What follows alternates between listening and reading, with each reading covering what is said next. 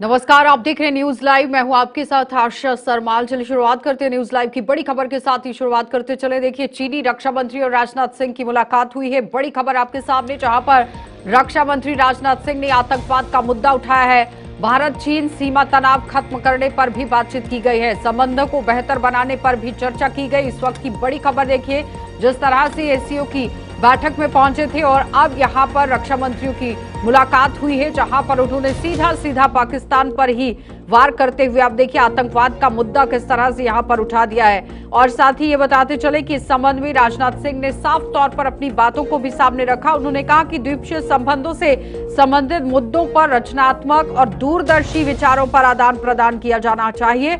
और ये भी उन्होंने लिख दिया था कि लगभग 6 वर्षों के अंतराल के बाद ही यहाँ का जो कैलाश मानसरोवर यात्रा है वो फिर से शुरू करने के लिए मैंने अपनी खुशी व्यक्त की है। लेकिन फिलहाल आतंकवाद पर एक बड़ा मुद्दा यहां पर अब उठा दिया गया है। बड़ा प्रहार पहले से ही भारत ने किया है, लेकिन संबंधों को बेहतर बनाने, तनाव को खत्म करने पर भी चर्चा हुई है। इससे पहले आपने देखा कि चीनी रक्षा मंत्री की तरफ से भी लगातार बयानबाजी पहले की जा रही थी, लेकिन अब चीनी रक्षा मंत्री और भारत के रक्षा मंत्री की भी मुलाकात हुई है।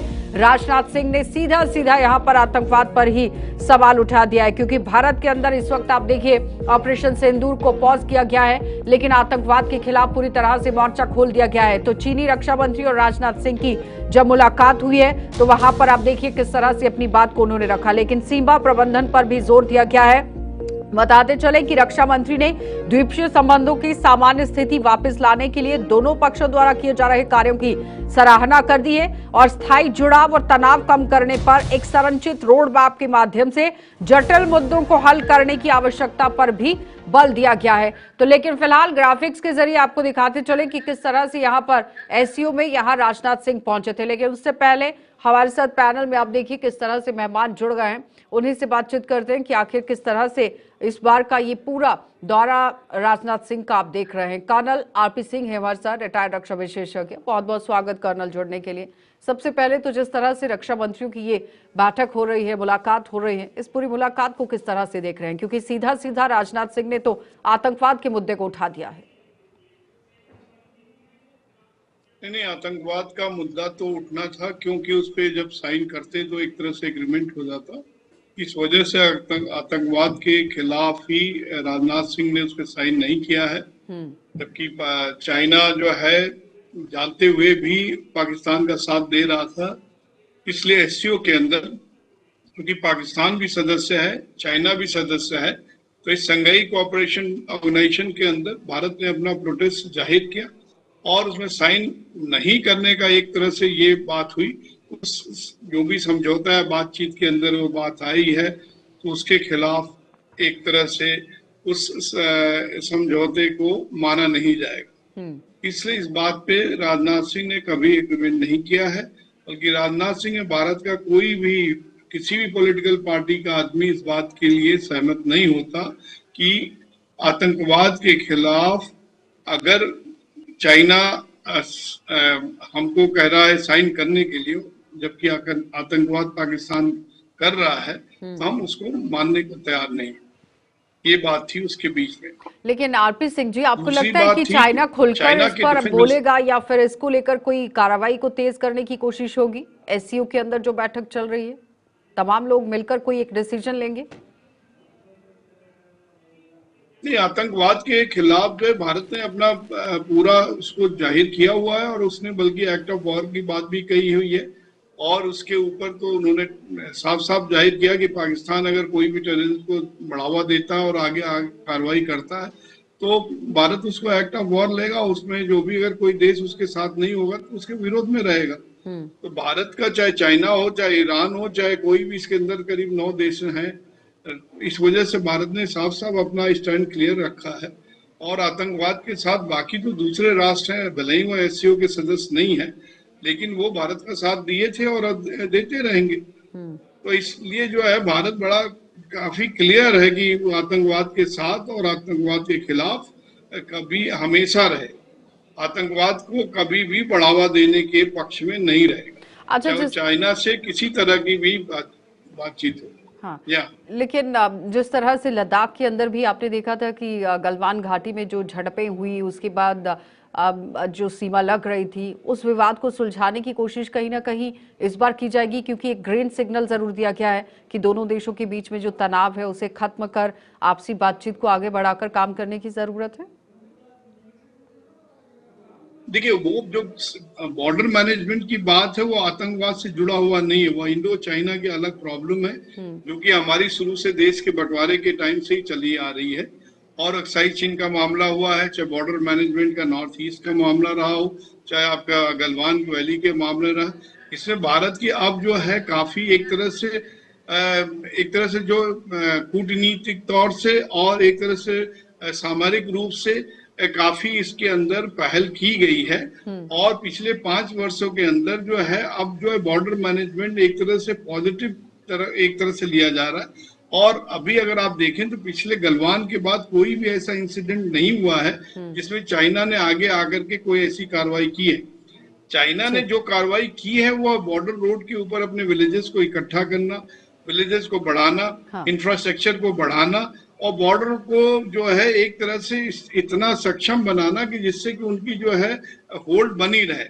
भारत जो है उसको काउंटर करने के लिए सिमिलरली इस तरह के एक्शन लेता जा रहा है और उनसे बातचीत भी कर रहा है। तो अपने जो भी लूजिंग ग्राउंड्स पहले से है मैकमोहन लाइन के द्वारा या और भी इधर आपके जो भी नॉर्थ में और अक्साई चीन के इलाके के अंदर, गलवान के इलाके के अंदर, तो वो उसको धीरे धीरे उसमें जो आप इनकी पेट्रोलिंग पॉइंट्स हैं वहां तक को वो रीगेन करने की पूरी कोशिश करता जा रहा है। मैं बनाए रखूंगी आपको अपने साथ, लेकिन एक और बड़ी खबर यहां पर दिखाते चले। भारत और अमेरिका के बीच में अब डील होगी। अमेरिकी राष्ट्रपति डोनाल्ड ट्रंप ने यह संकेत दे दिया है, जल्द भारत से यहां पर बड़ी डील करेंगे। डोनाल्ड ट्रंप की तरफ से यह बड़ा बयान जारी किया गया। कल चीन के साथ यहां डील साइन की गई और अब अंदाजा और अटकलें ये लग रही हैं कि भारत के साथ भी डील यहां पर हो सकती है। लेकिन इससे पहले आपने देखा कि ऑपरेशन सिंदूर के दौरान भी किस तरह से डोनाल्ड ट्रंप की तरफ से बड़ी बातें जरूर कही गई थी कि भारत के साथ यहां पर ट्रेड चलेगा और व्यापार को लेकर बातचीत की है, जिसके बाद यहां सीज फायर जो है वो कराया गया। लेकिन अब एक ग्रीन सिग्नल आप देखिए किस तरह से डोनाल्ड ट्रंप की तरफ से संकेत दिया गया है कि भारत के साथ बहुत जल्दी यहां पर डील होगी। किस तरह की ये डील होगी आरपी सिंह जी? देखिए, ट्रंप का जो एक तरह से इनको तो अब डील मेकर के नाम से तो काफी लोग जानने लगे हैं कि अब ये डील जो इन्होंने अपनी टैरिफ्स को घटाया बढ़ाया था उसके वजह से भारत जो है चुपचाप अपना काम देख रहा था। भारत के बल्कि मैंगो एक्सपोर्ट्स को भी काफी कुछ वो हुआ है। भारत के जो एक तरह से जो भी वीसा की प्रॉब्लम हुई है उसमें हुआ। अब डील ये है कि भारत जो है ट्रंप के लिए जो है किसी बात का कोई ऐसा स्टेप नहीं उठाया है कि उसकी जो है जो भी नीति रही है ट्रंप की उसके अनुसार ही गया है।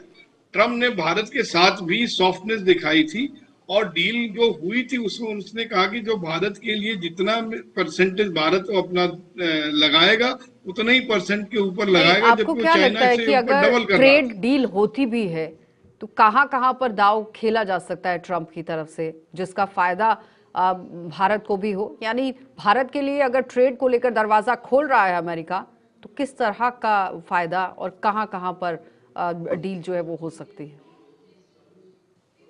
देखिए, अगर भारत के लिए ट्रेड डील वो शुरू करेगा तो भारत जो है जो भारत की जो मेन रिक्वायरमेंट्स हैं कि भारत की जो भी इंपोर्ट्स हैं जो कि वहां से बाहर से मंगा रहा है, आपके जितने भी इलेक्ट्रॉनिक्स हैं, चाहे आपके डिफेंस के जो भी इक्विपमेंट्स हैं, जो भी आपके डिजिटल इक्विपमेंट्स है या साइबर के हैं, इन सब चीजों के ऊपर उसका जो है अगर टैक्सेशन 0 के तकरीबन रहा तो उसकी जो है उसमें फायदे में भारत रहेगा। सिमिलरली भारत के अंदर जो भी चीजें मैन्युफैक्चर्स हो रही हैं जो कि अमेरिकन की हैं, अगर उसमें टैक्सेशन कम होती है तो भारत की बनी हुई चीज वहां जा करके जब बिकेंगी तो उसकी पॉपुलैरिटी ज्यादा रहेगी। भारत की जनता को भी इसका इंतजार रहेगा। बहुत बहुत धन्यवाद आरपी सिंह जी जुड़ने के लिए। कि अमेरिका आखिर किस तरह की डील भारत के साथ करेगा ये तो आने वाला समय ही बताएगा, लेकिन डोनाल्ड ट्रंप की तरफ से संकेत जरूर दिए गए हैं। आगे बढ़ जाते हैं। झारखंड सरकार के मुख्यमंत्री हेमंत सोरेन के दिशा निर्देश अनुसार यहां 10 जून से 26 जून 2025 तक राज्यव्यापी जो नशा मुक्ति जन जागरूकता अभियान है वो चलाया गया है और अभियान अंतिम दिन हजारीबाग जिला प्रशासन की ओर से भी विभिन्न जन जागरूकता कार्यक्रमों का आयोजन किया गया। इस अवसर पर हजारीबाग डील परिसर, यहाँ जो हजारीबाग झील है वहां पर इसी परिसर स्थित एम्फी थिएटर के ही कर्जन स्टेडियम तक मादक पदार्थ निषेध और विशेष मैराथन दौड़ का भी आयोजन किया गया है, जिसमें बड़ी संख्या में स्कूली छात्र छात्राओं, युवाओं, सरकारी कर्मियों, स्वयंसेवी संगठनों, आम नागरिकों ने भाग लिया। प्रतिभागियों ने नशे को यहाँ जिंदगी को हाँ करने की बात कह दी है। इसी तरह से प्रेरणादायक नारों के साथ समाज को नशा मुक्त बनाने का संदेश दिया गया। कार्यक्रम में जिला उपायुक्त शशि प्रकाश सिंह और पुलिस अधीक्षक अंजनी अंजन ने प्रतिभागियों का उत्साहवर्धन किया। विभिन्न कार्यक्रम चलाए जा रहे हैं ताकि हम लोग जिलावासी हैं उनके साथ जुड़े और उनको ये संदेश जो है हम लोग लाउड एंड क्लियर दे सके कि नशा जो है वो न केवल आपके शरीर को खराब कर रहा है बल्कि आपके समाज और आपके पूरे परिवार को जो है नुकसान पहुंचा रहा है। इसमें हम लोग छोटे छोटे बच्चों से लेकर के विभिन्न आयु वर्ग के लोगों को हम लोग मोटिवेट कर रहे हैं कि वो मैसेज जो है वो लाउड और पूरे क्लियर तरीके से जो है जनमानस तक पहुँचाएँ। मैं हजारीबाग वासियों से विनती करता हूँ, अनुरोध करता हूँ कि आप नशा से दूर रहें। नशा जो है वो आपके शरीर और परिवार के लिए जो है घातक है। धन्यवाद सर। आज हजारीबाग जिले में और बाकी अन्य सभी जिलों में नशा मुक्ति अभियान चलाया जा रहा है। ये एक जागरूकता अभियान है जिससे समाज को मैसेज दिया जाए कि नशा का क्या दुष्प्रभाव पड़ता है। ये शारीरिक रूप से तो आपको नुकसान पहुंचाता है, साथ में कई लोग जो नशा के शिकार हो जाते हैं वो कई आपराधिक कृत्य में भी शामिल हो जाते हैं। तो अगर हम लोगों ने नशा मुक्ति अभियान के माध्यम से लोगों को नशा से मुक्त किया तो इससे न केवल एक परिवार बचेगा बल्कि कई आपराधिक घटनाएं भी खारिज नहीं होंगी। जी धन्यवाद। उत्तर प्रदेश के ग्रेटर नोएडा में एक संगीन मामला सामने आया है, जहां पर एक परिवार विधायक की बेटी से अपनी जान को खतरा बता रहा है। परिवार के मुखिया अतुल गुप्ता ने यह बताया कि कुछ दिन पहले ही उनकी पत्नी की उन्हीं के अपार्टमेंट में रहने वाली महिला से कुछ कहा सुनी हो गई थी और इसके बाद बीजेपी विधायक तेजपाल नागर की बेटी ने आकर ही उनके घर पर उनके साथ मारपीट कर दी। इस पूरे मामले में पुलिस ने एफआईआर दर्ज कर ली है। हालांकि अभी तक कोई कार्रवाई नहीं हुई है। अतुल गुप्ता ने कहा कि मुझे और मेरे परिवार को विधायक और उनके लोगों से जान से जो खतरा है वो बताया जा रहा है और लोगों से अगर जान का खतरा है तो तेजपाल नागर यहाँ बीजेपी से विधायक है, उनकी बेटी के साथ इस परिवार की लगातार अनबन चल रही है। उत्तर प्रदेश के ग्रेटर नोएडा में एक ऐसा मामला सामने आया है जहां पर एक परिवार अब अपने ही पूरे परिवार को जान का खतरा बता रहा है। परिवार का कहना यह है कि विधायक की बेटी, जो बीजेपी के सत्ता के विधायक हैं, उनकी बेटी से इस पूरे परिवार को जान का खतरा है। हाल ही में एक घटना होती है, 7 जून की एक घटना है जहां पर वो परिवार की जो महिला है वो गाड़ी से आ रही होती हैं, उसमें पीछे से एक गाड़ी आकर उन्हें ओवरटेक करती है और कहा जाता है कि गाड़ियों में टक्कर हुई और उस बात के बाद मामला इतना बढ़ जाता है कि विधायक की बेटी उस परिवार के में पहुंच जाती हैं, उस घर में पहुंच जाती है और वहां जाकर के वो मारपीट करती हैं। हालांकि इसमें पुलिस ने एफआईआर दर्ज की है लेकिन कुछ कार्रवाई नहीं हुई है। परिवार ये कह रहा है कि उन्हें जान का खतरा है। किस तरह का खतरा है, इस वक्त अतुल गुप्ता हमारे साथ हैं जो इस पूरे मामले में इन्वॉल्व हैं, उन्हीं का परिवार है। क्या है पूरा मामला? आप लोगों ने हमसे संपर्क किया है कि आपके परिवार को जान का खतरा है, क्या है पूरा मामला? इस 7 तारीख की घटना है, 7 जून की। मेरी वाइफ और मेरी बड़ी बेटी ये मार्केट गए थे, वहाँ से वापस आ रहे थे। वापस आते समय जब घर के पास पहुँच रहे थे तो एक गाड़ी बड़ी तेज़ी से ओवरटेक करती हुई इनके पास आई और बीच सड़क में उनकी गाड़ी रोकी और उन्होंने ये कहा कि आप हमारी गाड़ी को मार के आए हो टक्कर। जबकि इन्होंने चेक करा कि इनकी गाड़ी कहीं टच नहीं हुई, इनको पता भी नहीं कि किसी तरह की गाड़ी इनकी टच हुई है और उन्होंने उनसे काफ़ी अब्यूज़ लैंग्वेज में बातें करी। आप हमें सॉरी बोलो, आपने गाड़ी टच करी है। उन्होंने इसको बोला भी कि हमारी गाड़ी आप चेक करो कहाँ पे टच हुई है और अपनी गाड़ी भी चेक करो कि कहाँ पे टच हुई है, मगर किसी गाड़ी पे कोई खरोंच तक भी नहीं है। तो ये इंसिडेंस किस चीज़ का है मुझे नहीं पता। इसके बाद मेरी वाइफ अपने घर आती है, सड़क का इंसिडेंस होता है, शाम को 6:30 बजे का इंसिडेंस था ये। वो अपने घर चली आती है कहा सुनी करने के बाद। उसके 2 घंटे के बाद मैं उस टाइम घर पे नहीं होता हूँ, तो वो लेडी 4 लेडीज़ के साथ मेरे घर पे आती हैं। उसमें हमारे जो मौजूदा विधायक हैं तेजपाल नागर जी, उनकी बिटिया भी होती है और वो आते ही मेरे बच्चों से और मेरी वाइफ से मार पिटाई शुरू कर देते हैं, जिनके वीडियो एविडेंस सारे के सारे मेरे पास हैं, किस तरह से वो लोग आते हैं। जो आपने एक वीडियो दिखाई है हमें जिसमें आपकी वाइफ से चेहरे से खून बह रहा है, वो उसी इंसिडेंस की है? वो उसी इंसिडेंट्स की है। वो घर की है, मेरे घर पे ही आते हैं। रात को 8:30 बजे का इंसिडेंस है ये। उससे पहले जो जिसे गाड़ी की टक्कर की बात होती है, उनके हस्बैंड का फ़ोन मेरे पास आता है कि इसी तरह की इंसिडेंस हुई है कोई। मैं उनको बताता हूँ कि कोई नहीं, मैं इस टाइम घर पे नहीं हूँ, मैंने चेक करी है गाड़ियाँ, किसी तरह की कोई खरोच नहीं है गाड़ियों पे, और फिर भी कोई आपको लगता है कि गाड़ी का कोई डैमेज है तो मैं सवेरे आपसे बैठ के बात कर लूँगा, जो भी कोई नुकसान होगा मैं उसकी भरपाई कर दूँगा। मगर उस घटना के बाद वो अपने वाइफ को और 4 लेडीज़ को मेरे घर भेजते हैं, जो आगे यहाँ पे लड़ाई करती हैं और जिसमें मेरी वाइफ को काफ़ी इंजरी आती है, मेरी बेटियों को मारा जाता है। उसमें विधायक तेजपाल नागर की बेटी भी मौजूद थी। उसमें उनकी बेटी प्रियंका नागर वो भी मौजूद थी। और इस तरह से मेरा परिवार इस टाइम काफ़ी घबराया हुआ है। उसके बाद पुलिस आती है, क्या कार्रवाई करती है पुलिस? ने पुलिस पे जब मेरे पास इंसिडेंट्स की रिपोर्ट आती है, बच्चे फ़ोन करते हैं मुझे, मैंने 112 पे कॉल करी, पुलिस वहाँ पहुँचती है 10 मिनट के अंदर, और मैं भी उस टाइम घर पे पहुँच जाता हूँ। पुलिस जब ये पूरा मामला था आप घर पर नहीं थे? मैं उस टाइम घर पे नहीं था, मैं इस पूरे मामले में घर पे नहीं था। मैं उसके 10 मिनट बाद पुलिस को जब फ़ोन करता हूँ तो 10 मिनट लगते हैं मुझे आने में। मैं घर पे पहुँचता हूँ तो देखता हूँ मेरी वाइफ पूरी तरह से खून से लथपथ पड़ी हुई है। सोसाइटी के कुछ रेजिडेंट्स भी यहाँ पे आ जाते हैं, जिनको इंसिडेंट का पता चलता है, वो भी देखते हैं। तो इतने पुलिस भी आती है, क्योंकि उनके पास लेडी पुलिस नहीं होती है, वो हमें सूरजपुर थाने ले जाते हैं कि आप वहाँ चलिए, वहाँ पर आपका मेडिकल वगैरह हो जाएगा। तो हम वहाँ पूरे सूरजपुर थाने पहुँचते हैं। उसके बाद वो हमसे मेडिकल देने की जगह पुलिस हमसे कहती है आप इसकी तहरीर लिखो कि आपके साथ क्या क्या इंसिडेंस हुआ था, जबकि वो पूरी तरह खून से लथपथ थी। उनके पास कोई फर्स्ट एड, कोई कुछ मेडिकल असिस्टेंस नहीं दिया गया, क्योंकि इसमें विधायक जी का शायद उनका फ़ोन पहुंच जाता है कि इसी तरह से वो रसूखदार लोग हैं, तो इस चीज़ को टाला जाता है। पुलिस हमें वहाँ ये भी कहती है कि उनकी कंप्लेंट हमसे पहले पहुँच गई है हमारे खिलाफ।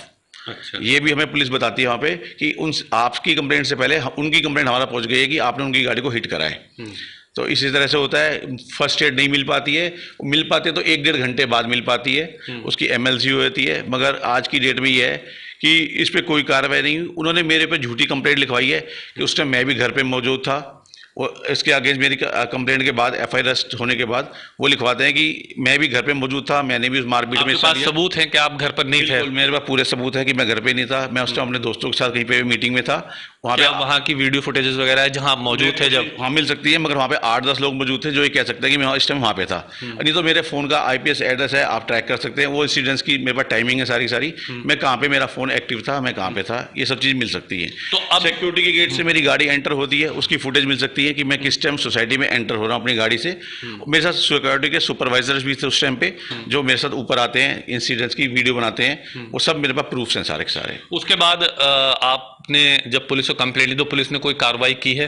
पुलिस ने अभी मेरे हिसाब से कोई कार्रवाई नहीं करी है। पुलिस वाले मेरे पास आए थे, वो हमारी गाड़ियाँ ले गए, यहाँ 10 दिन हो गए हैं, तो कि आपकी गाड़ी का इंटरनल ऑडिट होगा कि गाड़ी कहीं डैमेज हुई नहीं है, मगर उसकी भी अभी तक मेरे पास कोई खबर नहीं है कि गाड़ी का इंटरनल ऑडिट हुआ है। हालांकि DCP सर से मेरी बात हुई थी, शक्ति मोहन अवस्थी जी से, उन्होंने कहा था आपकी गाड़ी 4-5 दिन का सिस्टम होता है, ये आ जाएगी। मगर आज मेरे ख्याल 10 दिन हो गए हैं, अभी तक कुछ भी मेरे पास इसका कुछ भी। उसके बाद विधायक जी से कोई बातचीत हुई आपकी? विधायक जी इस घटना की निंदा करने के लिए इंसिडेंट के 2 दिन बाद मेरे घर आए थे। उन्होंने उसका खेद प्रकट किया था, ये गलत हुआ है बहुत ज़्यादा। उन्होंने माफ़ी भी मांगी थी, सब सोसाइटी के लोग भी उस टाइम मौजूद थे। मगर जो मेन कल्प्रिट है उनके अंदर इस तरह का कोई भाव नहीं है कि उन्होंने कोई गलती करी है। वो इस टाइम बड़े चौड़े में घूम रहे हैं और कह रहे हैं हमारा कोई कुछ नहीं बिगाड़ सकता। और इस तरह से मेरा परिवार इस टाइम डरा हुआ है और एक डर का माहौल है। एक घूम फिर के थ्रेटन भी मिल रहे हैं कि आप इनसे हट जाओ, कि ये लोग आप इनका कुछ नहीं बिगाड़ पाओगे और ये आपका सब कुछ बिगाड़ लेंगे। आपको लगता है कि खतरा है अब आपके परिवार को? हाँ, जहाँ तक मैं समझता हूँ उनकी लाइफ नॉर्मल नहीं है, खतरा तो है ही उनके परिवार को। वो फ्रीली हो गए, इतनी जल्दी घर से बाहर नहीं निकल पा रहे हैं। मतलब आपके बच्चे बहुत आसानी से घर से बाहर जैसे जाते हैं वैसे नहीं जा पा रहे? अभी तो नहीं जा पा रहे हैं। आप लोग घर में ही बंद हैं एक तरह से? मैं ये कह सकते हैं कि मेरी वाइफ और मेरे बच्चे भी घर में बंद हैं। आप काम पर जा रहे हैं? काम पे जा रहा हूँ। तो अभी उम्मीद है कुछ के इसका कुछ रास्ता निकलेगा? आप आगे क्या चाहते हैं? मैं चाहता हूं कि पुलिस इस मामले में निष्पक्ष कार्रवाई करे और जो मेरे परिवार की सेफ्टी पक्की करी जाए कि उनकी सेफ्टी ठीक रहेगी। और इस पर जो भी जिन्होंने भी ये इंसिडेंट करा है, जो भी गलत लोग हैं जो इसमें शामिल हैं, उनके खिलाफ एक्शन लिया जाए, चाहे वो रसूखदार परिवार के लोग हैं। चलिए, बहुत शुक्रिया बात करने के लिए। पूरा मामला ग्रेटर नोएडा की पूर्वांचल हाइट्स सोसाइटी का है, जहां पर बहुत हाई क्लास लोग रहते हैं। वहीं पर विधायक की बेटी कुछ महिलाओं के साथ पहुंचती हैं। हालांकि विधायक जी बाद में यहां पहुंचते हैं, बीजेपी के विधायक हैं और सत्ता का रसूख है। और आप समझ सकते हैं, अगर सत्ता का रसूख है तो उत्तर प्रदेश के अंदर पुलिस के हाथ हो सकता है कि सत्ता की वजह से बंधे हो, और इसलिए आज तक कोई कार्रवाई नहीं हुई। अब इस पूरे परिवार को यह खतरा है कि बार बार इनको थ्रेट मिल रहा है कि इनके परिवार को जान से मार दिया जाएगा अगर आप पीछे कदम नहीं हटाते हैं। और इसलिए उन्होंने हमारे चैनल से संपर्क किया और हमने आपको बताया कि उत्तर प्रदेश में पुलिस जो कहती है कि सबके साथ के साथ हम खड़े हैं, वो कितना साथ दिखा रही है। सत्ता के विधायक के रसूख के दबाव में पुलिस शायद कोई कार्रवाई नहीं कर रही है। वीडियो जर्नलिस्ट सादिक के साथ ताबिश कमाल, दिल्ली। चलिए, न्यूज लाइव में इतना ही। देश और दुनिया की खबरों के लिए आप बने रहिए हमारे साथ।